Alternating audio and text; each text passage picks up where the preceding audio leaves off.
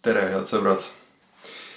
Täna on mul siiralt hea meel lugeda teile ette üks peatükk raamatust, mis on vist üle hulga aja mind tõesti kõige rohkem vaimustanud. See on ülitabavalt, täpselt, naljakalt ja samas põhjalike teadmiste baasilt kirjutatud soome-ugri saladused, mille autor on Art Leete. Art Leete on soome-ugrilasi väga põhjalikult uurinud ja teab, millest ta räägib. Ja nagu ma ütlesin, ta teeb seda väga tabavalt ja vaimukalt. Ja mulle tundus, et väga hea ja õige oleks teile ette lugeda lugu pealkirjaga Soome-ugri äng. Valgustusea filosoof Montesquieu mõtles, et põhjamaine kliima mõjub sealsete rahvaste südame kirgedele muserdavalt, pannes inimesed tarduma. Montesquieu avastas selle füsioloogilise seaduspära, kui võrdles sakslaste käitumist prantslaste omaga. Rousseau arvas, et külm kliima tekitab barbaarsust ja metslust. Põhjaalade meeltesegadust soosivat mõju märkasid juba antiikaja teadusemehed Hippokrates, Herodotos, Platon ja Aristoteles. Seda valgustuse ajal üles korjatud ja populariseeritud keskkonna ja kultuuri sõltuvussuhte küsimust puudutavad paljud 18. kuni 20. sajandi autorid. Pidevalt rõhutatakse soome-ugrilaste liigset kokkusulamist loodusega ja sellest tulenevat hingelist tasakaalutust. Äng tuleneb ööst. 19. sajandi lõpul levis intellektuaalide seas loogilise lõpuni viidud idee kliima mõjust inimese olekule. Põhja looduskeskkond ja eluviis mõjutavad kehakeemiat spetsiifilisel viisil, tekitades arktilist hüsteeriat. Ka kõiki põhjamaiseid soome-ugrilasi saamidest samojeedideni on sellest ajast saati kirjeldatud olenditena, kes luksuvad, hingelõhestavalt karjuvad, krampides maha langevad, juukseid rebivad, sõrmi murravad, hambaid kiristavad, jalgadega pekslevad, pinke ja toidunõusid loobivad, meelemõistusetult pikki vahemaid kõnnivad, paratamatu tungi ajal keerlevad ja uluvad, tahtmatult naeravad ja nutavad, seejärel päevade kaupa tummalt enda ette vahtima jäävad ja kõige selle tulemusel ekstaasi satuvad. Soome-ugrilased sulanduvad ümbritsevasse loodusesse, mis lõuna poolt tulnud vaatajatele tundub üksluine ja karm. Näiteks täheldab 18. sajandi algul Lääne-Siberi põliselanikke ristinud õigeusu missionär Grigori Novitski, et handid on loomataolised, kuna väldivad igasugust läbikäimist teiste kodanikega ning elavad üksildastes tühjades paikades.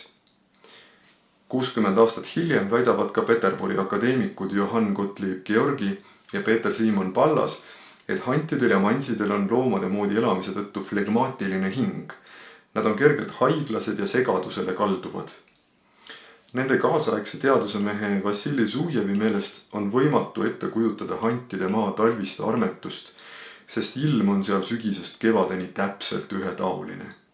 Polaaröö ja päev tekitavad aga järske meeleolu muutusi. Eriti tugevalt mõjuvad virmalised, mille tõttu ugrilased tunnevad erutust ning õudu ja vaevlevad nägemuste küüsis. 19. sajandi keskel kirjutab ka Arhangelski oblastis tegutsenud ajalooõpetaja Vassili Vereshchagin, et Neenetsi süda on sarnaselt ümbritseva keskkonnaga külm kõige suhtes. Mattias Aleksandri Kastreen leiab juba 10 aastat varem, et Neenetsite loomuse on vorminud arktilise keskkonna eripära. Kõigi samojeedide ühine joon on nende sünge maailmavaade. Samojeedide siseelu on, nagu nende välismaailmgi, öövärvi. Ka saksa teaduskirjanik Georg Hartwig peab 1860. aastatel Neenetsite iseloomu peamiseks jooneks sünget eluvaadet. Nagu tema välisilm, nii on ka sisemine maailm riietatud ööpimedusse. Need jäised või lumised inimesed elavad tõepoolest negatiivses rahus ning lõpetavad ilma kahetsuseta oma elu, mida nad vaevalt armastavad, sest see pakub neile rohkem loobumisi kui rõõme ning naudinguid. Tsivilisatsioonist puutumata elu. Samas vaimus seletab kohalik ametnik ja kodu-uurija Aleksandr Dunin-Gorkavitš või Gorkavitš 20. sajandi algul Lääne-Siberi põliselanike madalat arengutaset viletsa loodusega. Üks peamisi osutatud nähtuse põhjustest on see olukord, milles kulgeb põliselaniku elu. Karm kliima ja kidur loodus sunnivad teda kulutama kõik oma jõud ainult kõige hädavajalikumate vajaduste rahuldamiseks. Haaratud terviklikult olelusvõitlusest pole tal võimalik arendada oma olemuse vaimset poolt. Lähtudes niisugusest arutlusest järeldab Dunin Gurkavitš, et Lääne-Siberi põliselanikud on kujutlusvõimetud ja hooletud. Karm kliima ja tühi maastik põhjustavad ka Siberi põliselanike väljasuremist. Seega määrab põhjatuul soome-ugrilased üksindusse ning meeleheitesse ja takistab meil tsiviliseeritud rahvastega sammu pidamast. Etnograaf Konstantin Nossilov kirjutab 20. sajandi algul manside iseloomu muutumisest seoses pikaajaliste agressiivsete kultuurikontaktidega, mis on meie Siberi hõimlased metsadesse isoleerinud. Veel hiljuti oli see rahvas sõjakas ja südi ning teadis, kuidas Uurali maakidest rauda, vaske ning hõbedat saada. Neil olid kaubanduslikud sidemed naabritega ning nad pidasid nendega sõdu. Nüüd on nad aga täiesti mandunud, muutunud täielikult primitiivseteks metslasteks ja tsivilisatsiooni eest nii kaugele metsa taganenud, et kaovad vaikselt meie planeedilt. Nossilov leiab samas, et eraldatus looduse rüpes pakub mansidele mingisugustki hingelist tasakaalu ja naudingut, samal ajal kui kokkupuuted venelastega jõeäärsetes asulates tekitavad masendust. Üldisemas plaanis kirjeldab niisugust tsivilisatsiooni ja kliima tekitatud topeltängi 19. sajandi lõpul Siberi literaat Nikolai Jadrintsev. Siberi põliselaniku vaim on jäänud allasurutuks, temas peitub sügav melanhoolia, sünge lootusetus kraabib ta südant, tal pole väljavaateid paremale tulevikule. Kas olemegi hullud?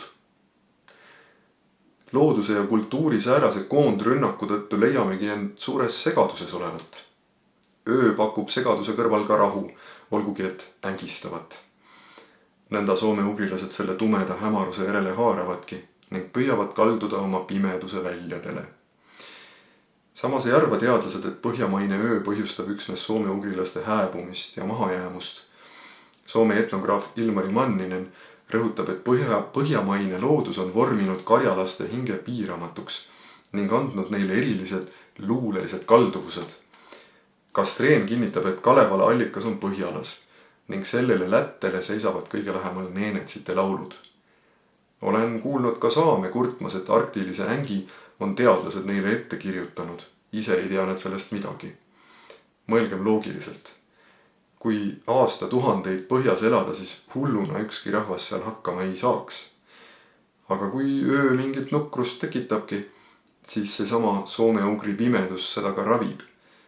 Öövärvid määravad tõesti soome-ugri hinge oleku, ent teisiti, kui tsiviliseeritud akadeemikud on arvanud. Ja kui nüüd teie ka arvate või tunnete, et olete niisugune soome-ugrilane, kes kas ei oska või ei taha midagi väga selgelt väljendada ja kelle hinges ja vaimus valitseb mingisugune selline müütiline hämarus, siis on see raamat Soome-ugri saladused just teile. Ma tänan, et saite aega kuulata, vaadata ja loodan, et kohtume varsti jälle.